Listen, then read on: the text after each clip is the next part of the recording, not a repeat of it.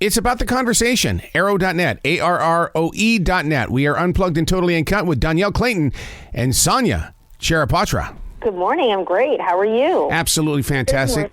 I'm so excited to talk to you guys because I was with some students yesterday, and when they heard I was going to be talking about the rumor game, they're going, "What? What are you talking about?" So people already know about the rumor game.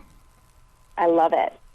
So happy to hear it. The collaboration, you guys are doing something here that authors are authors. They like to, walk their own path, but you guys are sharing some words here. Yeah, we're trying. I mean, this has been an intense ride with this story. There's a lot of, it's a fast-paced, read, but also a lot of meat to it.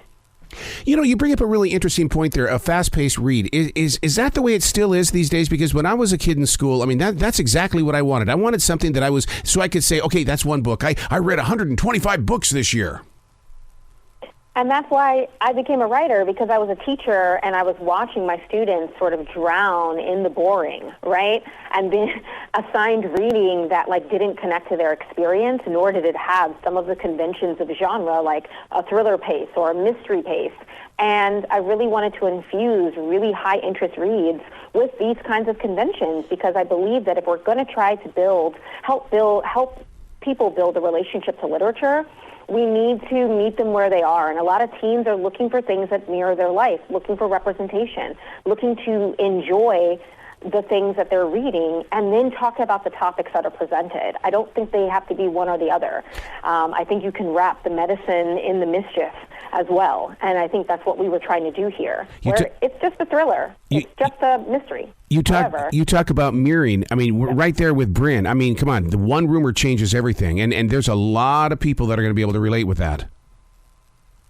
Yeah, 100%. I mean, the kids that are living these lives today are going to recognize themselves in all of those characters, because literally a few words on a computer screen can change your whole life. And that's what happens to all three of them in this book. And they live in a complete fishbowl existence. And yeah, that's a high-stakes DC political high school, but that is what kids across the country are experiencing right now. It's literally this insular fishbowl existence where the world online invades their world in real life. I got to tell you what I've seen since the lockdown and kids have gotten back into school and stuff like that, especially university level as well as high school.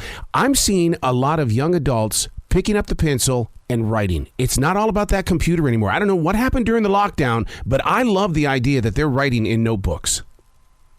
That excites me. I mean, as a former teacher, all I want is for kids to connect with story, kids to connect with the story inside of themselves, and using the pen and paper. I mean, call me old-fashioned, but I think that being stuck on a screen all day, having to take your classes that way, they're looking for more tactile experiences, being with their friends, being with their teachers, being in their community, because we've been cut off from that for so long. So I can't wait to see what this next generation creates and what stories they tell using pen and paper or pencil and paper. Well, as YA writers, that's exactly what you're doing. You're planting seeds, because every one of you writers, including myself, we were inspired by those that we read.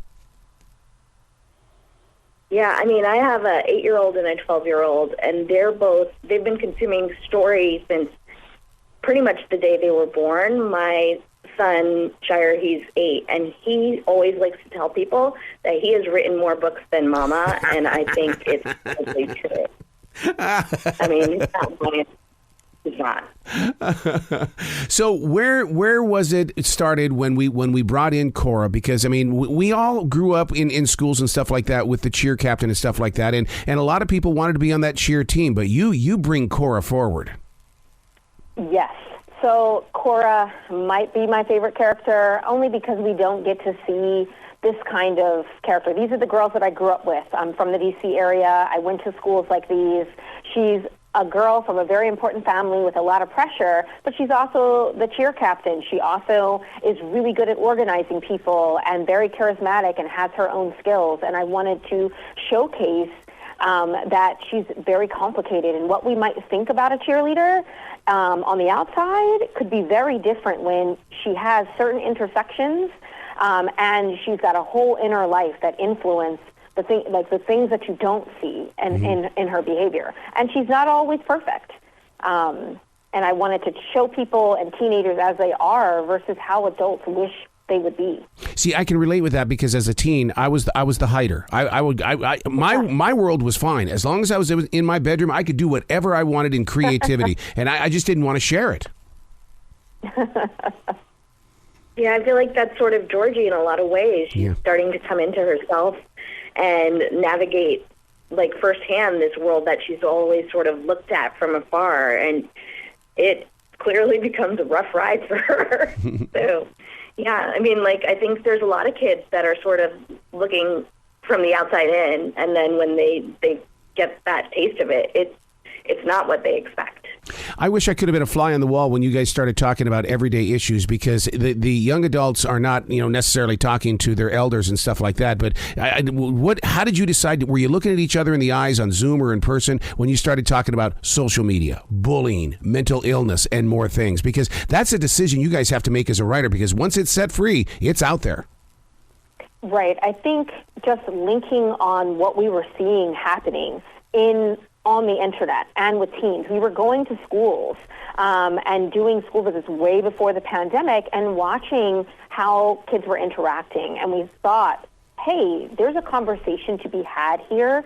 Watching young kids on TikTok and all of these other platforms get swarmed when they make mistakes, and how they were unable to deal with that sort of mess up in the social media sphere. So we really sat down and thought through, like, what would it have been like for us to go to be in high school right now? And I don't know if I would have survived high school if I was in it right now, because you cannot escape the drama. It's online. It follows you home from school. It spirals out. There's so much misinformation. And I think we remembered being in school before there was all of this. And we wanted to deep dive it now, because teens have a big obstacle in front of them. I want my adult listeners to understand that this book is coming out at the perfect time. And the reason why is because I was that kid in school when the Iranian crisis took place with the hostages. The current situations in the world right now, this book gives them that free ticket to ride, to go out there and to kind of explore a different world without having to relate with this world. Yeah, 100%. I mean, like, it's really, like, so much of what we're consuming today is just other people's lives. It's not at the same levels that it was before. It's not just celebrity anymore. Everybody is a brand now. Everybody has their angle that they're putting out there, and then it can shift so quickly because of what other people say about you. I mean, as I mentioned, I have a 12-year-old. She's not on social media yet, and I'm going to keep her off of it as long as I possibly can, because I feel like it has so much influence on who these kids become, whether they want it to. Tiny Pretty Things on Netflix. This is the natural progression of today's writers. We always talk about this as an actor's world. I think it's a writer's world. You guys are getting the opportunity to showcase your thoughts. Absolutely, and it's really exciting. I feel like we're coming into a landscape finally where more stories are accepted.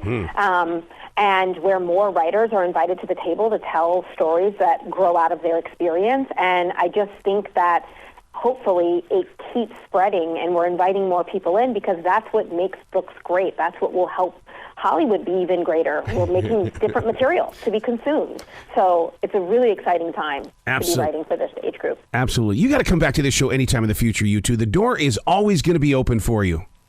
Thanks so much for having us. Thank you. Well, Thank you. You be brilliant today sharing your story about your story.